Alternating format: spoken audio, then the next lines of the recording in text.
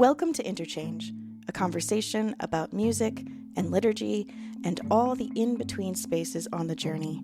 I'm your host, Kate Williams. Today's guest is Father Ricky Manalo, CSP. Ricky Manalo is a composer, author, and educator. He studied composition and piano at the Manhattan School of Music, theology at the Washington Theological Union, liturgy and culture at the Graduate Theological Union, and sociology at the University of California, Berkeley. He holds a doctorate in liturgy and the sociology of religion. And when he is not about the world, he resides at the Paulist Fathers' Mother House in New York City. Ricky, welcome to the podcast. Hey, it is wonderful to be here. Thanks for the invitation. I'm excited. I'm so happy you said yes. Thank you so much. You are indeed at the Paulist Fathers' Mother House right now, it's been a bit of a task to even track you down. You are so well traveled.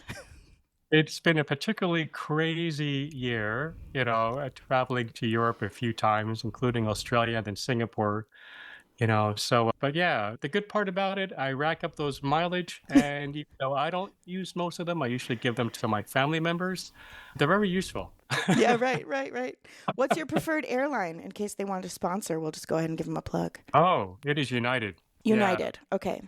Yeah, I grew up in Jersey, so, we're going back to People's Express, Continental, Okay. then United. Okay, you hear that, United. Do they recognize you just by your walking up to the concierge? There was really a funny story I share, maybe 6 or 7 years ago. We were sitting there, we were kind of stuck, on the runway, and the pilot makes an announcement. While we're waiting here, we're going to be another 20 minutes. I just want to recognize Mr. whose name I forget. Mr. So-and-so, today, this actual trip has reached 2 million miles. And I think the pilot was expecting applause, but there was no applause. We were all aghast. We were going to say, oh my gosh, that poor guy. If he reached 2 million miles, what kind of life does he live? Well, fast track about 3 years after that, I'm in the plane, and the flight attendant comes up to me, and as I was asking for my drink, she says, "Oh, congratulations, Mr. Manalo. You are 1 million miles today." So, A million. and the only thing that came to my mind was, "Oh no, have I reached that point?"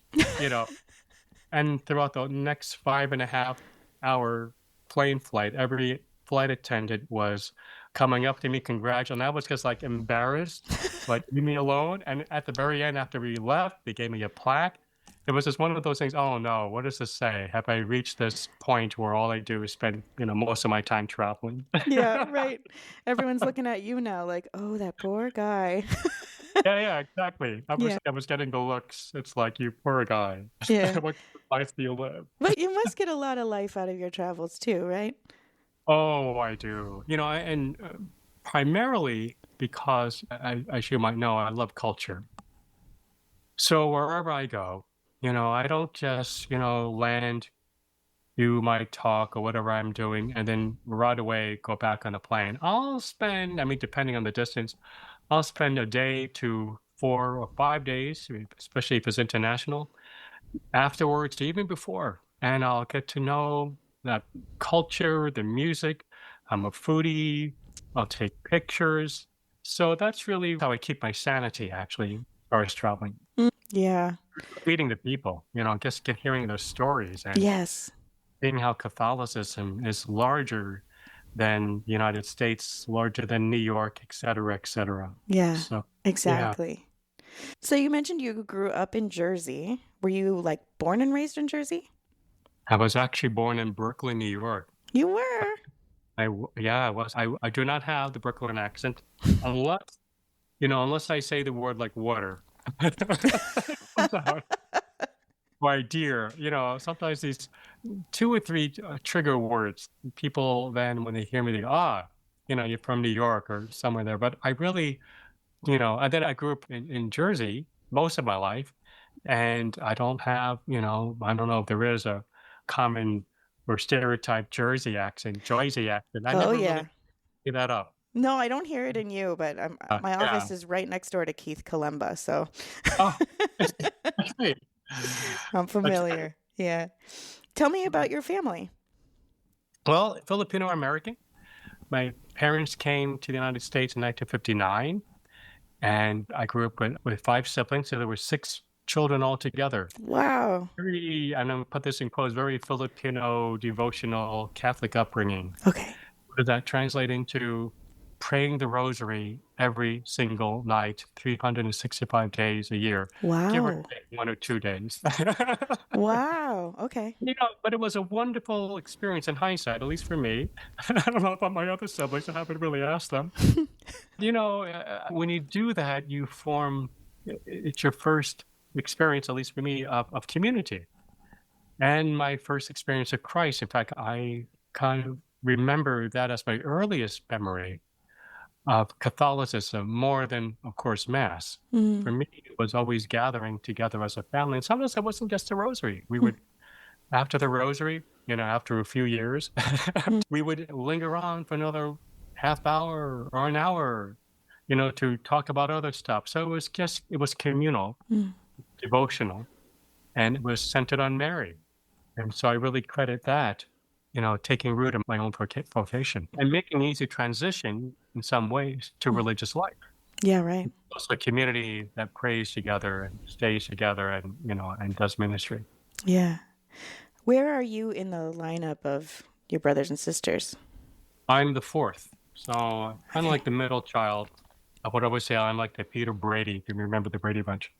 Somewhere in the middle. Okay. Yeah, which I really enjoy. And this it goes back to the identity question you posed earlier. When you're the middle child, so they say in family psychology, you're kind of searching for your identity all the time because like the oldest child kind of takes the lead and is the first to pioneer different things and ask permission for the parents to use the car, all those things. The youngest child is usually more spoiled, more attention. And we were kind of close together within 8 years. We had six, my mother had, parents had 6 children. Wow. So I'm in the middle and my identity was channeled out through music. So we all had to take piano lessons. And for me, I discovered, hey, I could do this music thing pretty well. So I really focused on it because it was my identity to separate myself, make myself distinct from my other siblings. Yeah. So that became one of the driving forces. Yeah. And piano was your first instrument? Yeah, piano was my first instrument. Okay. I started learning 5 or 6 years old because our next door neighbor, we finally settled in New Jersey, like when I was 5 or 6 years old. I'm forgetting now. But our next door neighbor was a piano teacher. Oh, wow. Yeah, taking lessons like that early. Although my aunt and uncle tell me that even at 3 or 4 years old, I was tinkering the piano. Yeah. I remember the moment when my aunt, Tita Linda, came. I was banging the piano. I don't know how old I was, but she came to the piano. She had taken piano lessons, and she simply played a C major scale. Boom, boom, boom, boom. And all of a sudden, my eyes opened up, In other words, it was order. It was some kind of order in the midst of the cacophonous sounds I was doing. It's like, what is that? Wow. And it looked so simple. I just had to go to this white key here, to the left of the 2 black keys. She took my hand, and all of a sudden, it made sense to me. So I don't know how old I was, but that was when I realized that there's something here about music that brings some kind of harmony or some kind of meaning for me. And you have to understand, I grew up in a very noisy household. Oh, I bet. Yeah, my father was hard of hearing.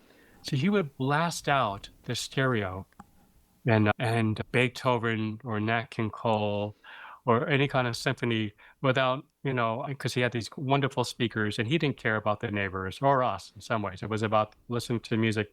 And while that was going on, one of us was practicing the piano. If you weren't practicing, the other 5 were maybe playing around. It was a noisy household. So early on, I began to escape by sitting on the roof of the house to escape the cacophony. Wow. And I began to, as I listened to that noise, I began to try to make sense of it, try to order it, like my aunt did when she played that scale. Yeah. And I think that was the earliest, moments of composing when you're trying to, group notes together or trying to trying to simplify what you're hearing and kind of rationalize it or systematize it in Yeah. different.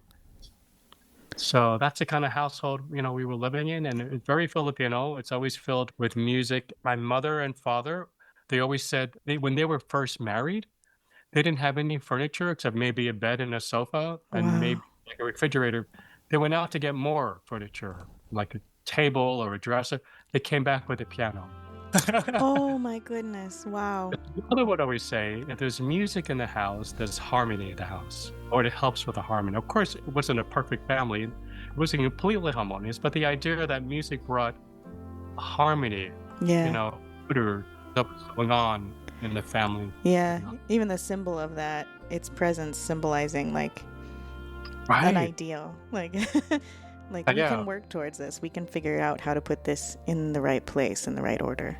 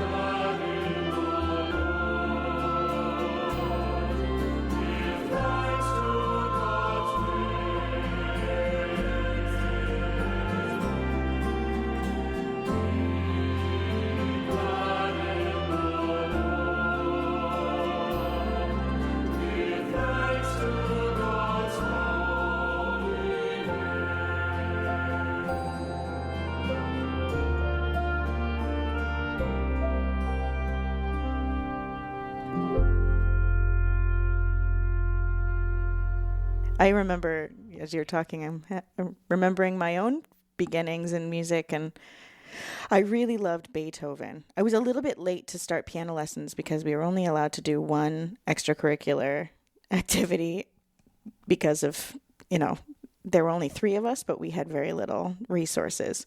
And I was a dancer first. And so when my dance teacher retired, then I got to start piano lessons, but I felt like I was behind. So I was always trying to I'm a firstborn. I was always trying to okay, I gotta get to the front of the line here, learn as fast as I can. And I loved Beethoven right away.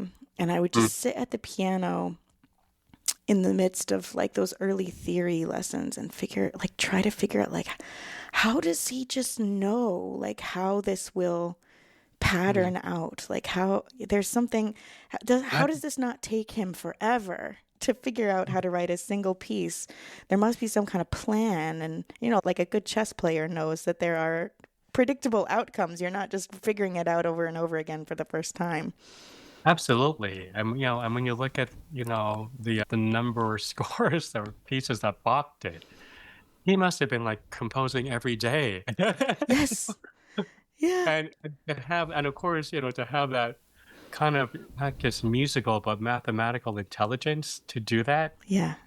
By rote or by memory, it was just natural, right? Yeah. And I stand in awe of those composers. Of course, it was different times. They lived and breathed it. Different period, different culture, all of those various things, different society that maybe helped craft, their skills, per se. But yeah, I stand in awe of them. Yeah. Okay, so, man, 6 children within 8 years, but they moved in 1959. So were any of your siblings born in the Philippines? No, they were all born here. All born here. Chicago, then Baltimore. My parents went to Johns Hopkins. Okay. Baltimore, who was the next one? Oh, then kind of Manhattan, then Brooklyn, then Elizabeth, New Jersey, then Perth Amboy, New Jersey, then finally settled in Marlboro. So my father's position as a medical doctor kept shifting maybe the first few years or the first few children. But then once it was settled for the second half in New Jersey, then we kind of settled down. Okay. And was that the impetus to move here then, was for your dad's doctorship?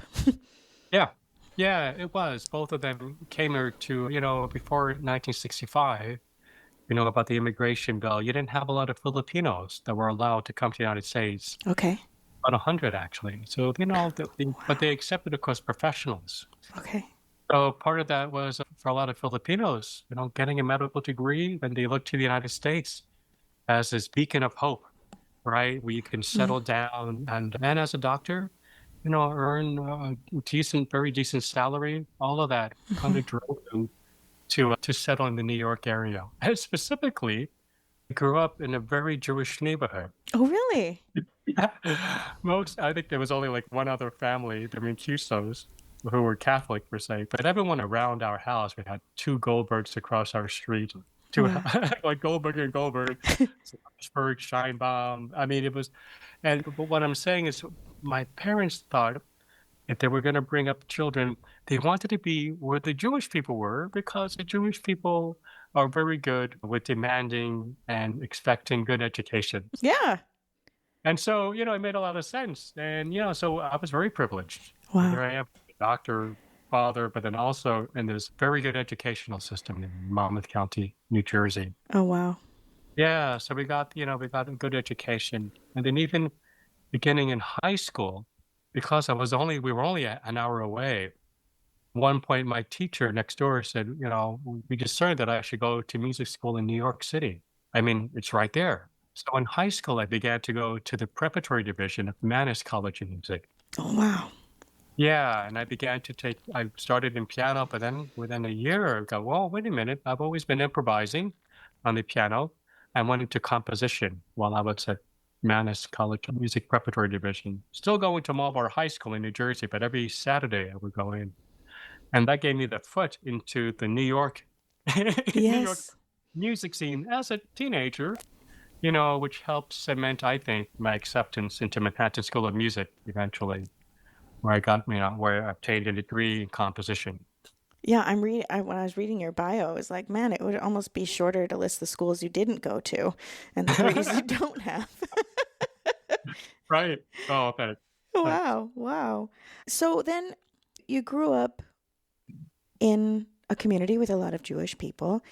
Were there, outside of your home and your home community that prayed together, was there an outside Filipino community that you were also connected to?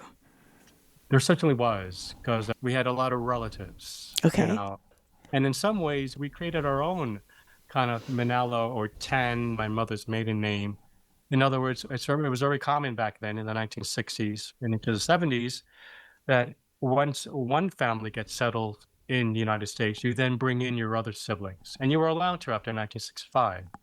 So all of a sudden, my mother, who had, and I honestly, by being truthful, I never recall how many siblings. Might have been from like 9 to 13 or 14, Oh some my of them goodness. 8. But all of a sudden, a lot of my mother's side of the family lived with us. Okay. Yeah, to study medicine, it became, doctors or optometrists or whatever, or Wow. psychologists.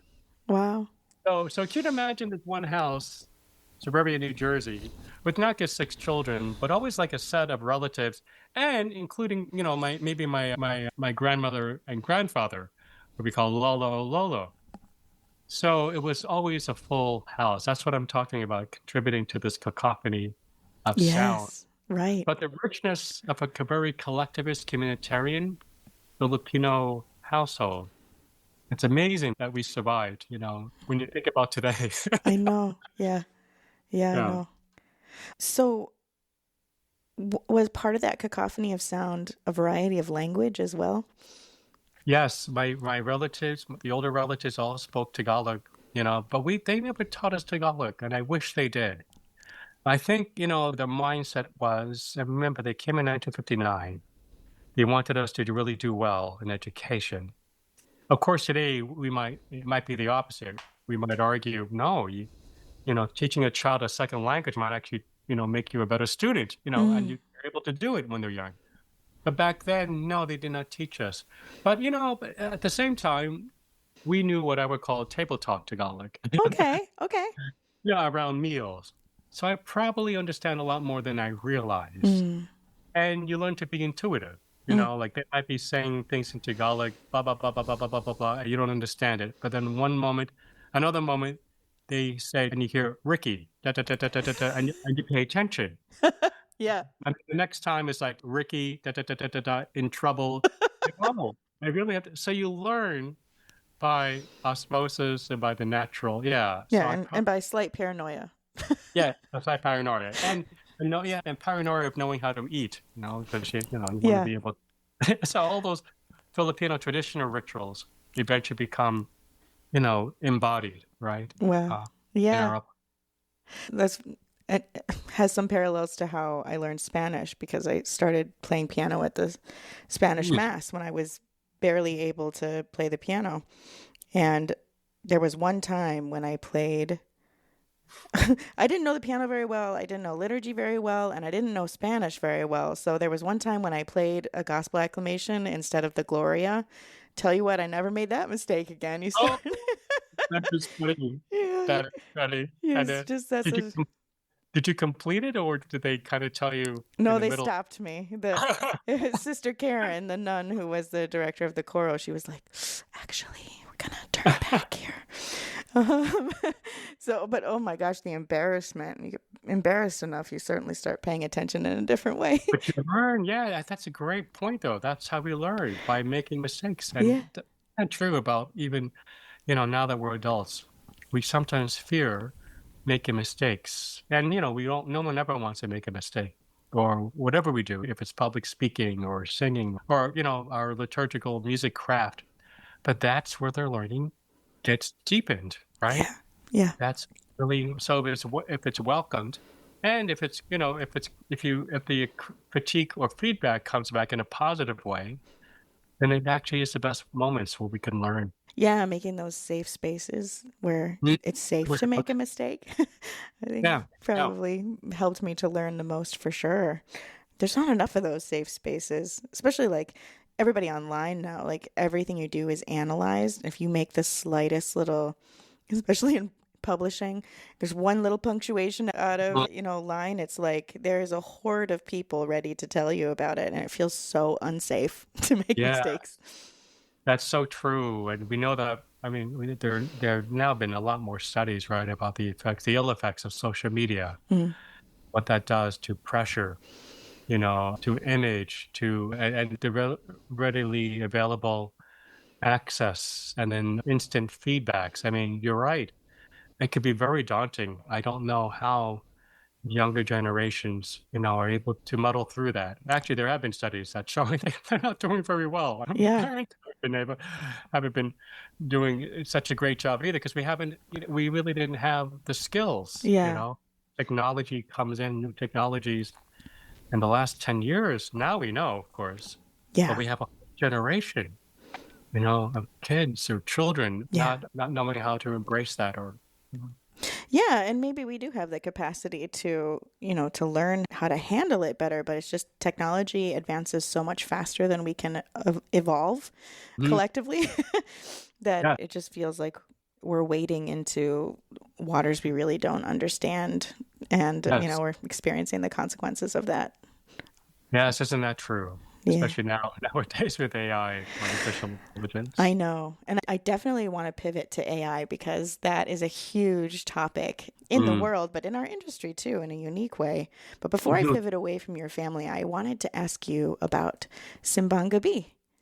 Oh, yeah. I really didn't know about Simbang Gabi until I started working in a parish in Evanston that was very multicultural. And I feel, speaking of making mistakes and embarrassment, I feel embarrassed that I still don't understand Simbang Gabi better. Is this a tradition that you continued in your home growing up? Believe it or not, we didn't have Simbang Gabi in our mostly Jewish neighborhood. Well, actually, we had a lot of Catholics, of course.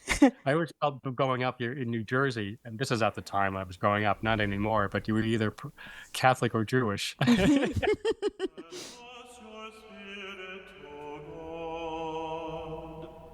May your light fill this space. Send us your spirit afar as we gather in this holy place.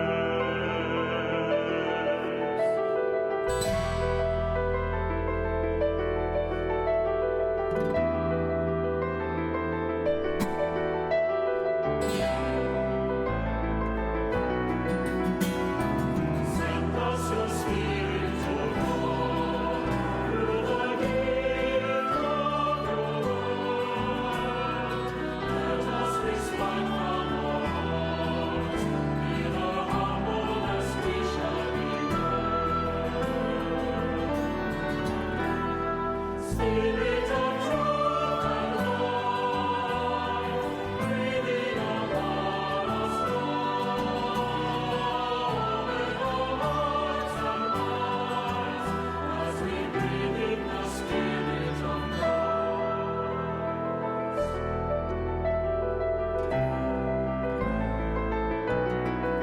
Here we shall sing of new life in the bread of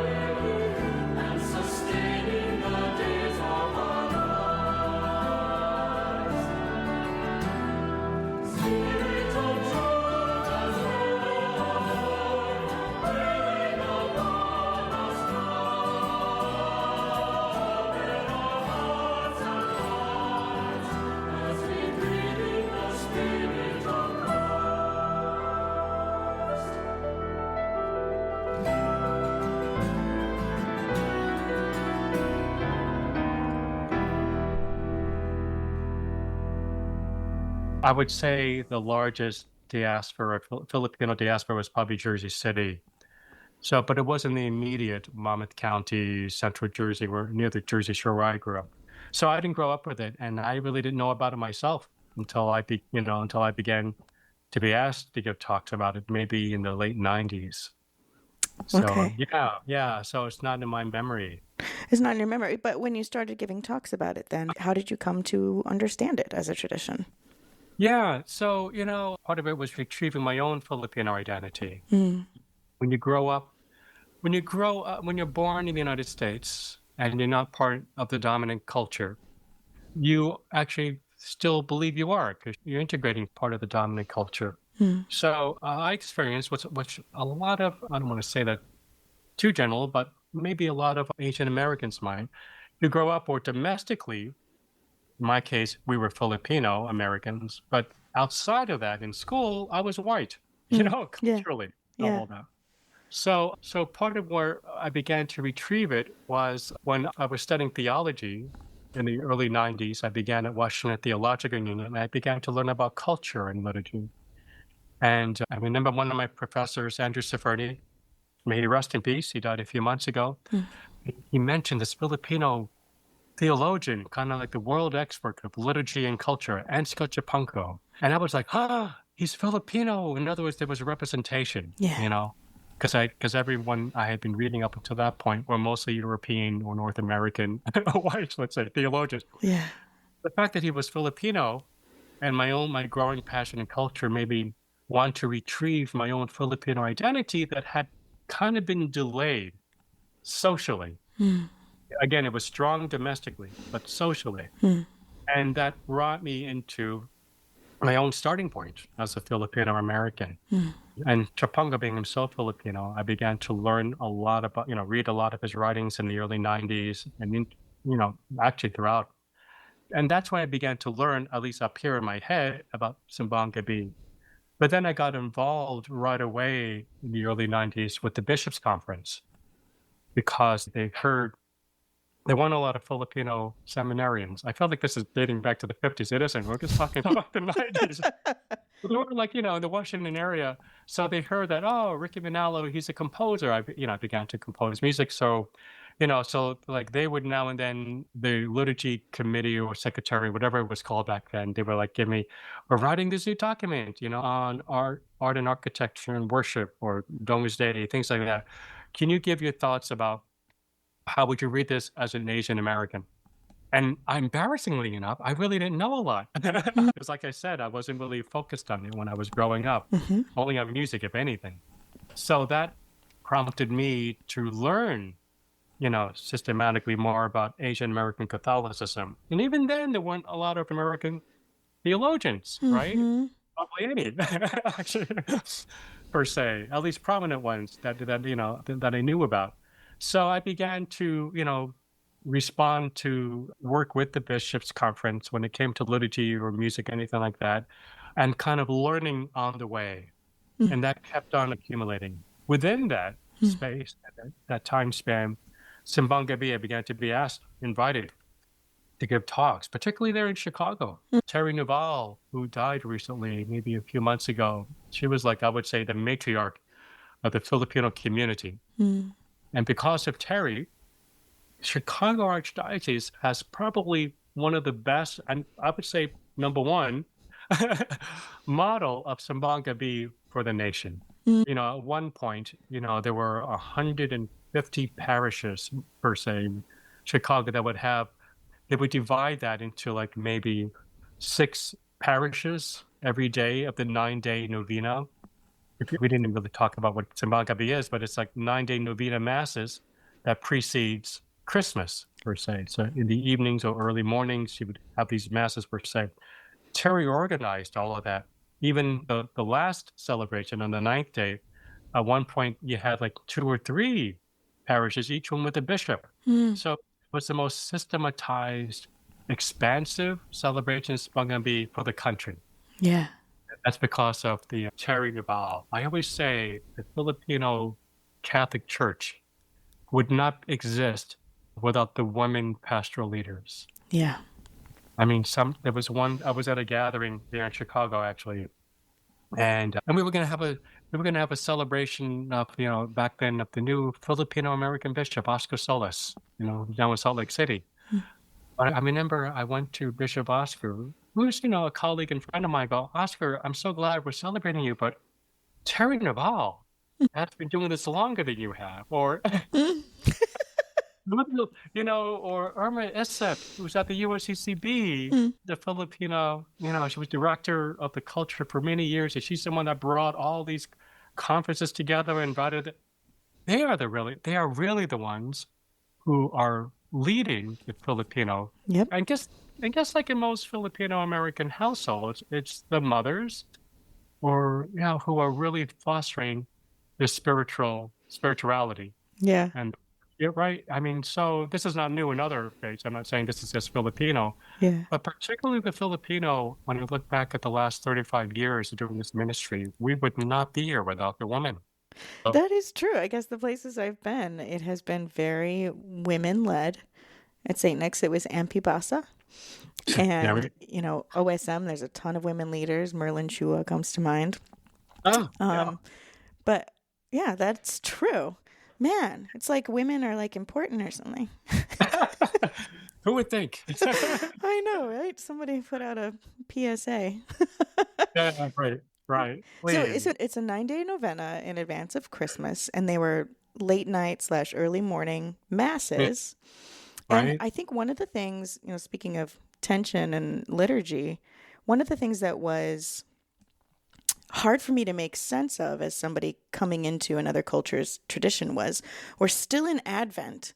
And this is so bright, celebratory. We sing a Gloria, we're singing Christmas songs, and it's not Christmas yet. How do I hold this in tension with the spirit of Advent? So to understand that, and for me, I had studied liturgical theology, of course, before I began to go into Asian liturgical theology. Okay. So of course I was taught, the same thing, all of that. And part of that is that we have to, I believe, transfer ourselves within the Philippines, where it comes from. Now, in the Philippines, now, kind of hold any critique, but kind of open your mind to, in the Philippines, they might not have these clear demarcated boundaries between church and state, right? Mm-hmm. I could go to any restaurant there and I might find a napkin holder with Our Lady of Guadalupe. Mm-hmm. Wouldn't find it here because the restaurant would probably be sued. So part of that's one area. That's a larger, broader social, religious context that's going on in the Philippines. The other thing is, I got this insight from a good colleague of mine, whom you know, Father Manalo Francisco, Yeah. probably the most popular liturgical composer, in the Philippines. But he told me in the history of the Filipino and religiosity and how the missionaries helped inculturate Catholic faith. Part of that was, in its history, actually, this is not Manalo, this is more what I'm learning from Atchkachapunko. There was always this dynamic tension and dialogue, right? What was going on there, first of all, there were these other religious, or what we might call religiosities, before the arrival of Catholicism. So the missionaries learned how to inculturate, like combine and dialogue what they were doing, which was, let's say, part of it might have been very animalistic. I'll also get a blank. The idea that seeing the sacred everywhere, right? Not these demarcated, which we kind of do in the Western, I'm generalizing, like, now is the first Sunday of Advent, second, and we kind of compartmentalize out of our Western scholastic mentality, systematize, organize, or something. Over there, it's more horizontal and fluid, right? To 100 more years, you see that now this is where Father Manalo comes in. He'll say, like, we could relate with a mother and child and the birth of that mother and child more than we could relate. Not that we don't believe in the Easter, but more than we could relate with resurrection. We believe in the resurrection, but it's kind of abstract. But the emotional, affective, relational, communitarian, kind of non-fluid look at the worldview, the mother and child. So what develops, and Simbang Gabi is going to be kind of a combination of various threads, historical threads. One of them was this devotion to accompany the pregnancy of Mary. And so it's coming out of this very maternal, and by the way, this is connecting to that matriarchal Filipino sensibility, right? Yeah, yeah. It's all connected. In my view, they are. Well, so that devotion actually goes back actually to this Council of Toledo back, I think, in the 6th century.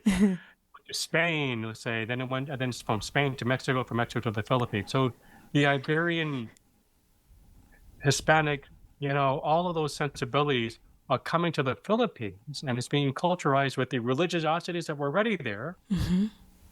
And what comes out of that is this 9-day novena, which didn't originate in the Philippines. It actually came even before. It came from Mexico. Remember the Spanish? It kind of, the enculturation went from Spain. The colonizers went from Spain and the missionaries Yeah, in those ships to Mexico to the Philippines. yeah, So the Filipinos are getting this now, right? yeah. And they say, yeah, accompanying Mary, that's a cause for celebration. Let's celebrate. Let's give joy. Why do we have to wait, with this understanding Okay, of dramatic about it? So this is where devotions and religiosity comes in. okay. That happens like around 1521 or 15, even more formally from like 1550s onward. And during that time, Catholicism was what we would call the Baroque Okay. period. And the Baroque, like opera, is bold. Look, we want drama.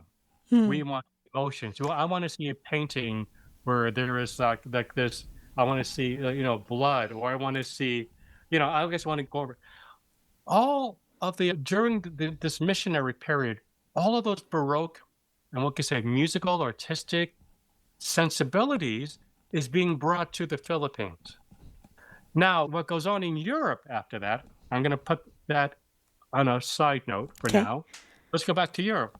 Europe then goes through what we call the Enlightenment period, right? That's not going to go into these areas of another. And in Enlightenment, they're kind of wrestle. What does science have to do with faith? It's just rational. Yeah, What does this mean? So we have to. So faith needs to be in dialogue in Europe with science. And is it rational? Is it scientific? Is it right? yep. The Philippines, in Mexico, or in Macau, or in the Chinese, that's not going on as much. Okay. The Baroque sensibilities remains, especially if you want to continue this ongoing evangelization and enculturation.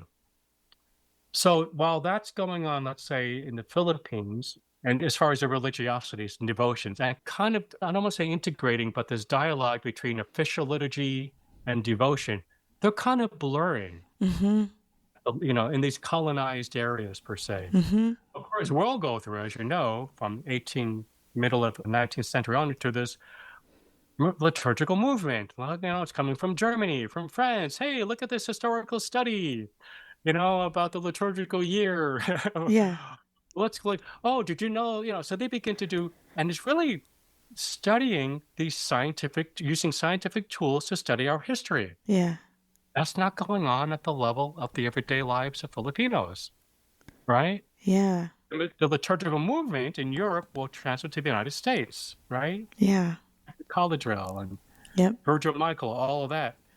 So what I'm trying to say is, part of this, that's what goes on in the Philippines today. As early, I know we might shriek a bit, but as early as September, you might see Christmas lights. Wow.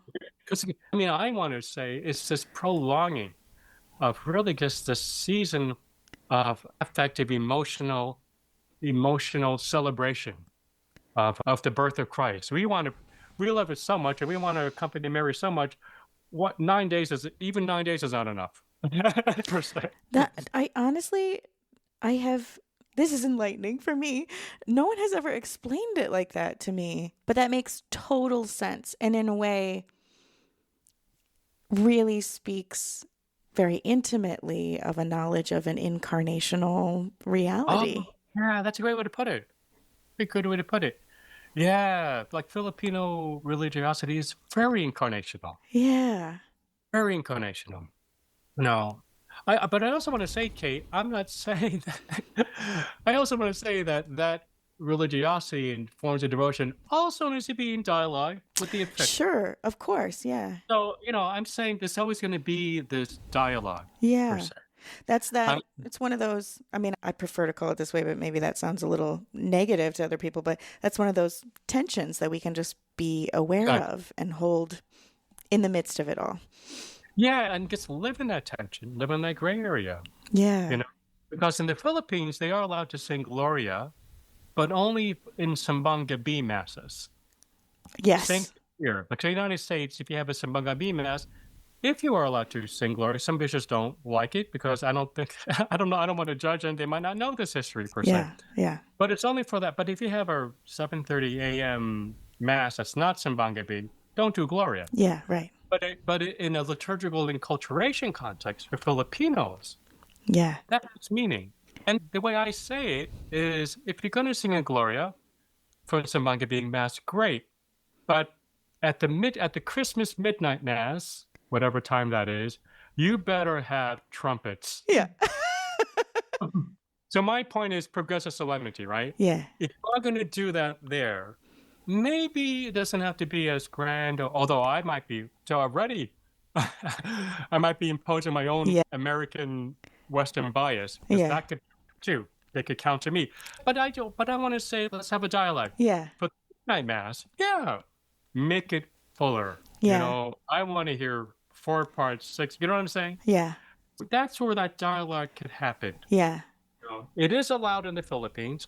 There has never been an official statement by the U.S. bishops about you are allowed to do Gloria for all the. So it's really a local decision by the bishop. Okay. Yeah. See, this yeah. is why it's important, and I can hear it coming out in you. The study of religion and sociology hand in hand. What's Yeah. happening to us as a people where we're in dialogue with a liturgy that is ever ancient, but also new all the time and living and grow and evolving along with us. Yeah. Yeah. That's a Yeah. great way to put it. Yeah. And well, that's also, speaking of pivots, is exactly where I wanted to talk to you about AI. We have sure. been seeing even some submissions of new music that have either been composed by AI or they've been produced by AI or influenced by AI.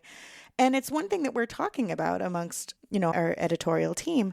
What do we do with this? What do we make of this? Is this human? How human is it? Where is the room for, all of the things that we've even talked about already today come up. Where's the embodied experience? Where is the contextual generation coming from? And then what, especially for a church that places, in regards to what it has to say about music, places so much, language about pride of place, primacy of place around the human voice, what is organic with breath and song and how it resonates within a human body. And suddenly it's like, well, actually a computer can do that. Mm-hmm. What do we Right, make of this? You've been doing a ton of work with AI, even, at the Vatican. So help us untangle some of this.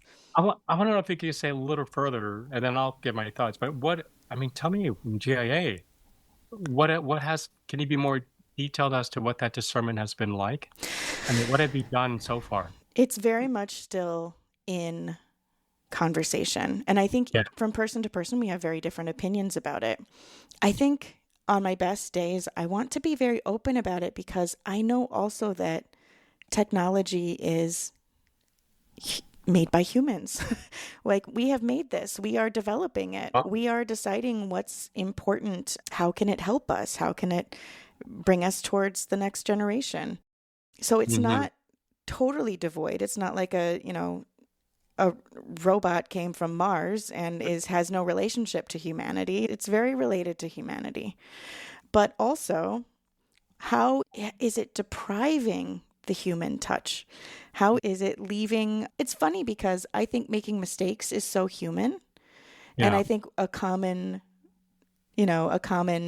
critique of AI would be, well, it's too perfect. It's too Mm. perfect. It doesn't have any human room for human error. And I plug something into AI and it's wrong all the time. There's tons of mistakes that AI makes. There's a lot of these programs now that are, you put in an idea and it will shoot back a song in a certain style with a certain vocal quality, with a certain instrumentation. And there's mistakes in it all the time. So it's not Yeah. that it's Yeah. devoid of error. That's not the human thing about it. I Yeah. don't know. So we're a mess. I'll be honest. Yeah. And not just you, but all parts of society now are, from the legalities of it to the publishing, right? To their artistic component. So I mean, as you know, and that sounds like I'm counseling, but no, so you're not alone. Thank you. Thank you. That's Yeah, always yeah, important to yeah. hear. Yeah, you're probably hearing this more than I am actually, and with other publishers, should probably. I hope you are. You ought to be at least. I'm presuming you are in conversation with OCP, like. Yeah, you Yeah. know what? We should be in more conversation because I Oh, think okay. right now it's just like, what are we collectively hearing and reading about? And, how is this Yeah, already yeah. kind of dipping into the toes of our Right. industry's circle? So it's fascinating. I mean, I'm going to begin at the legal, level, because Okay. that's really where it comes in. Although what you brought up, I'm going to return to, because you're bringing up, when you say like AI tool is an extension of the human, that's where it gets a little muddy, right? Yeah, yeah. So we can go to both of these realms. But actually, let's start there. Then I'll Okay. go into, because I think you're right. Any kind of technological tool we've had, whether it's a printing press or going from a feather to a ballpoint pen, Yes, yeah, has always been in some ways an extension of the human ingenuity, yeah, of the human arm, right? yeah. Which is an extension of the mind. So that's that, and it is a tool that goes on. The other thing, I've been thinking about is even before, like Suno, which is an AI, app Yep. where I could give it a phrase and an instant liturgical song comes out, things like that. Now, before that, I could still take any one of my songs or my songs as a collective whole and tell you which composers influenced that. Right. Yes. Yep. It's already in my mind. Like for example, I wrote one song, and I'm forgetting the name of it, but I shared it with Rufino Zaragoza, friend and colleague, and Rufino was kind of humble, but there was another person here, hey, that sounds like Rufino's Sacred Creation. Oh. I said, oh no! Yeah. Of course, it dawned on me later. It's like, oh wow! I mean, there was that one harmonic progression, from like D to F sharp minor, where it's like, oh, and the reason is I so admired that song. I still do. It's one of my favorite songs that not only Rufino, that anyone's ever written. So that came into my mind, but I took that and I thought, maybe there was some of my own original, Ricky Manalo, but then, I could probably take apart various components, and in some ways I amalgamate them within my own mind. I want to believe every composers do to Absolutely. some extent. I mean, it's a major minor system. How many scales do we? How many Exactly. notes? Yeah. So now we're getting okay. So that's that going on, and publishers, of course, have had. You've always had to look at what has been. When can I not use this phrase because it has been done before? Whatever. You always have to discern that. Now we have AI, or it's instantly generated, like a Suno app, let's say, but we don't know specifically where it's coming from. Not only that, but I believe the technicians, it was demonstrated to me in Rome last week, that there's a point between the prompt and the translator part, which the translator is when it takes all that data, then it translates it into something that in our case, it makes sense musically, right? Mm-hmm. But he was explaining this gray area that they don't know actually how they take the millions of songs that are out there and then create this middle part. They don't know how it's actually combining Mm-hmm. various millions of songs that are out there in the internet and the world. And that remains a mystery, which is really telling. We're talking about this with language. Like if I say, compose me a prayer, how much more in music, which is even, it seems to be less articulate. That might be debated, but more exacting than, let's say, a text per se. So that's where the problem comes. And in some ways, from a just perspective, that ought to be where we ought to be focusing on. is the work that is being produced original? And if not, where is it from? So right now, if I use a Suno and I come out and I've done this to demonstrate, I came up with an Advent song in like a minute. Came up with 2 Advent songs in a minute. I cannot put my copyright that this was by Ricky Manalo. Legally, if I ever publish that or whatever, the copyright cannot say copyright by Ricky Manalo. I would have to say Suno generated. I'd have to be transparent on all those different areas, which, by the way, might be, I'm thinking out loud, we might go into that area one day where I wonder, I'm thinking out loud, so don't hold me to it, because I'm an extroverted thinker. I wonder whether one day AI-generated music, for better and for worse, gets to a point where we just have to be transparent. Yeah. They're created by Suno. Yeah. With this prompt per se, because that's already going on in academia. Yeah. Yeah. In the academic world, if I publish a paper, I need to say, and I use different prompts over the past 3 years. I might just say, like, the first draft of this text was my own creation, but I used ChatGPT for grammar and flow and structure. So I'm wondering now, and this is this moment, would we be heading that way? And if so, what are the pros and cons? Yeah. So that's one area. The other part is this, and I want to get back to copyright. If it is indeed coming from, this song is a combination of Jim Chapona's Michael John, then what about royalties? What Yeah. about, Yeah. how do you do that? And again, we still haven't figured that out. The legal system hasn't. Yeah. I do suspect, and I'll end this part here, I think, the idea that when the legal system catches up with those clear boundaries, particularly, the U.S. Copyright Office, that's when we'll follow suit. Of course, they're already working on this. Last year, in Washington, D.C., I went to this one-day seminar on AI and legalities. 100 people, 99 lawyers. I was probably the only Roman Catholic priest. Wow. I didn't understand most of the I was able to follow along, but they have their own vocabulary. But yeah, in some ways they're wrestling with it. Like, what constitutes copyright material? But so what I'm trying to say, that's still in process at the legal. Yeah. And now in the United States already, we're going to start making more inroads in articulation. The difficulty is that even the manufacturers of AI, like I was trying to describe before, there's this little segment in that process that they still haven't quite figured out what's going on. In the amalgamations of this. Like, why is it drawing from Michael Jankus and Jim Chapona's and not Rufino? Yeah. And of course, another layer of that is, what data set is it using? Is it biased to North American GIA and OCP? Right. If I do this, I mean, this has, if you think about it, has ethical, cultural implications. Yeah. As to what culture becomes more dominating. But it might be, there are tons and tons of Filipino composers whom I met over the years. They're not after publication. They may be, but they don't have as many, they're not as privileged as we are. We have 2, 3 major publishing companies. Yeah. So for that data, when AI continues to advance, it's going to be those countries and nations that have the technical advantage that's then lead. And this is one of the ethical issues we're looking at, the disparity, right? The economic disparity. Yeah. But it comes not only economically, but it's going to have a price with art. What constitutes art? Whose art is being generated? Yep. Right? Yep. Boy, I'm going in 10 different... No, I have... This is so fascinating. We need to have 10 conversations like this. I have so many questions floating around in my mind right now. One of them is,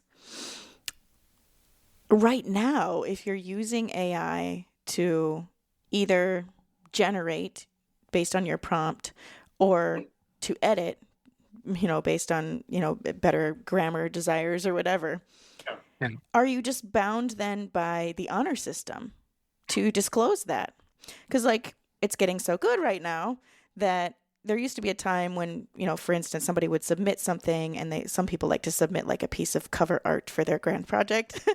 And I look at the art and I go, oh, well, that was made with AI.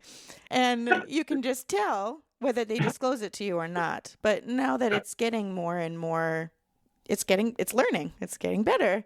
Are you Yeah. totally just reliant upon the honor system for somebody to let you know? I love your questions. You're so insightful. We should take you. I've been interviewed in the past. Like, oh, wow, Kate.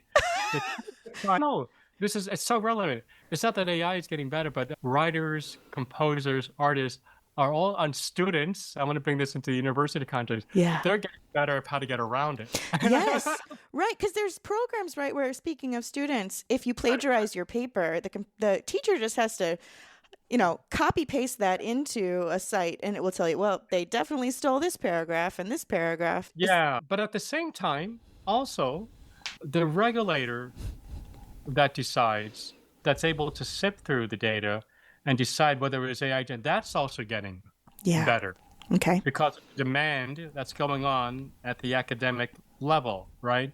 We have, before ChatGPT, as you might know, in universities, when I was teaching at Santa Clara, you have, the Turnitin.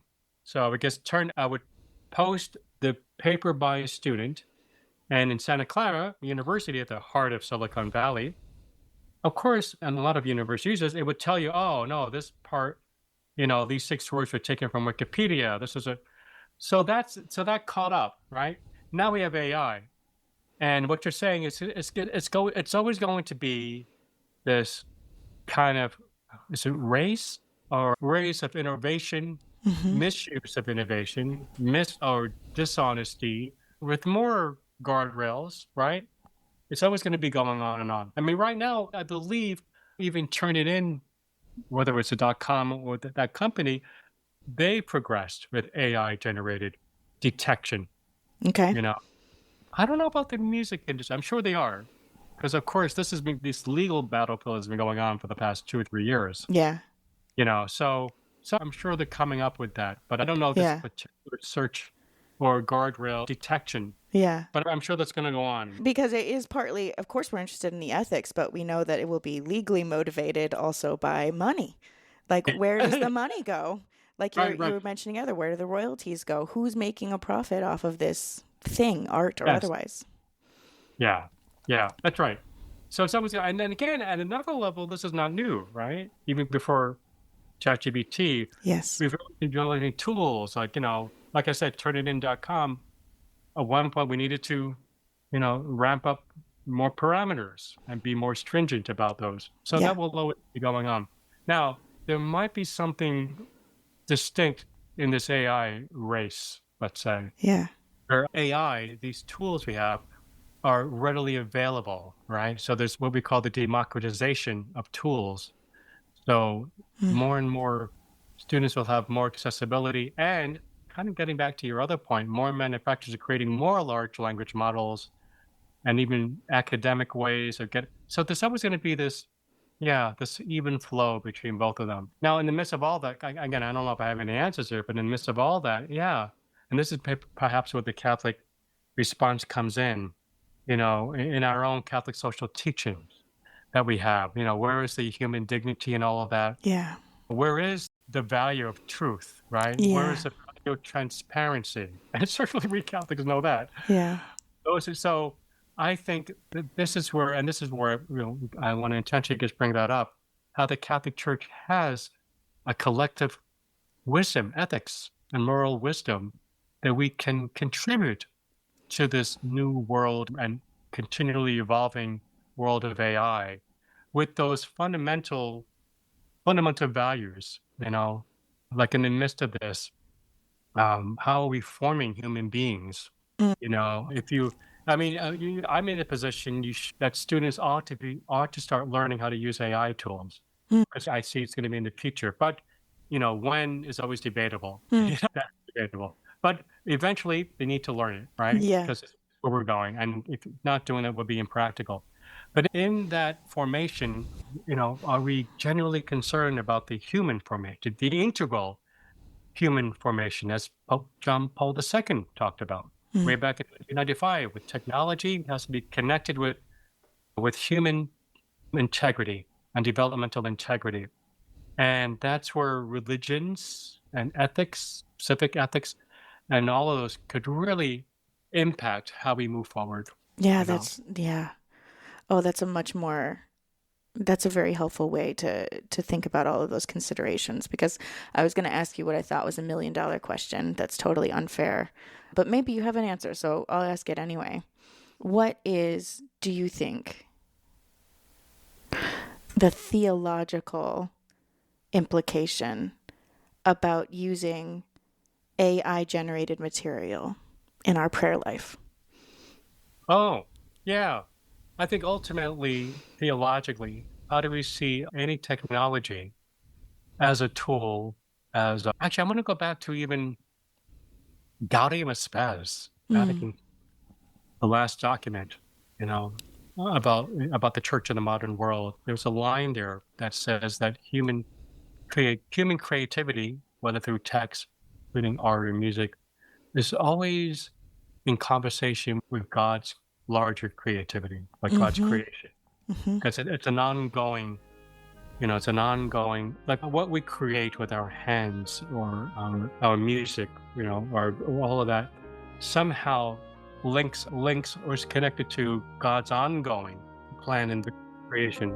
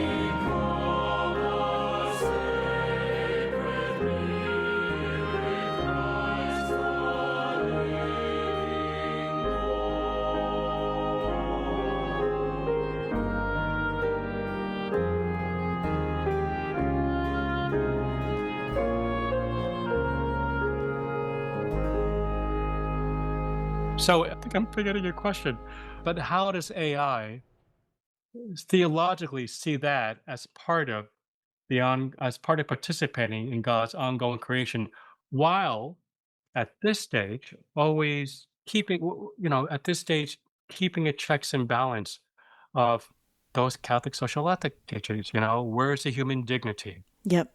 Where are economic disparity, right, between nations who could afford this, and it's billions and billions, hundreds of billions of dollars, nations that cannot. So how does this impact the theology creation? When I input 10 prompts, 10 questions in my keyboard, that's what a prompt is, for Google, if I do it 10 times, that takes about 2 teaspoons of water to cool the generator. When I'm trying to describe, if you go to the bottom of your laptop, it's warm. Yep. Well, somewhere out there are these large generators taking AI, and you need to cool the system. So if I use 10 prompts in Google for Google search, 2 teaspoons of water, there's my Berkeley accent. But when I use 10 prompts for ChatGPT or Claude or DeepMind, that takes a liter, close to a liter of water. Wow. That is such a helpful And image. and it cannot be from the ocean. So it has to be from the fresh water. Like lakes and Some rivers. companies are building these things in small communities where they're still struggling to find regular water. Wow. Right? So there's a theology, there's an eco-theology, Yep. right? Ecological theology, Yep. creation, Pope Francis talked about this Laudate Si. Yeah. He talked about technology innovation, kind of saying how first worlds like United States were so wasteful, right? So Yeah. you bring that into the AI conversation, Yeah. and then human dignity. I could go on, but that's the last part. What is a human consciousness? Yeah. Are we one day going to be mostly machine? Mm. Because there'll be, and this is the last image I want to give you, but there might be a time when to cure cancer for good. I mean, what a wonderful, pivot point that would be for humanity. I might need to insert these nanobots into my blood. They're so micro that they'll be able to kill, you know what I'm saying? Yeah. But in my bloodstream, at what point am I mostly human or machine? Yeah. What percentage of you has to be original human? Right. Even then, talk about the ethics that people are going to be discussing maybe in 10 years, 20 Yeah. years, right? It's a pro-life conversation for sure. Yeah, exactly. So it's an ongoing conversation, between those kind of theologies, the image of our participation with the ongoing creation, our responsibility with the ecological, the economic theology of the disparity between the uses of this, Yeah. and it's what it means to be human. Those are very anthropological, theological questions we need to put forward. This is so fascinating that I do feel like we could have 20 more conversations just like this. So I hope you do come back to the podcast. I'm so grateful that you spent some time with me today, Ricky. And I love to end these podcasts with a little prayer. Do you mind giving us a little prayer and blessing before you go? Sure. Gracious God, send your spirit with us. Let your spirit permeate all of our interactions, even through this digital medium, even through the gift that AI can contribute to our humanity. Let us be mindful that while we pursue the good that can come out of this, that your spirit would give us the wisdom to discern its use and come up and be attentive to the challenges. That we never lose our humanity and never lose the image that we find ourselves, that we find in each other, the image of you, and continually point us in a direction that will lead to an integral human development, but rooted in Christ, rooted in the Word that came down and became flesh, that dwelled among us. May our Catholic faith, may the symbols we use, may the scripture, and may our teachings continue to guide us forward, ever mindful that you alone are the source of all art the source of all healing and the source of all unity. We make this prayer through Christ our Lord. Amen. Thank you again, Ricky. Thank you so much. This has been a wonderful conversation, an exchange, of course, of ideas and experiences, and hope-filled embrace of all that has been and all that might be as we continue singing our lives back to God.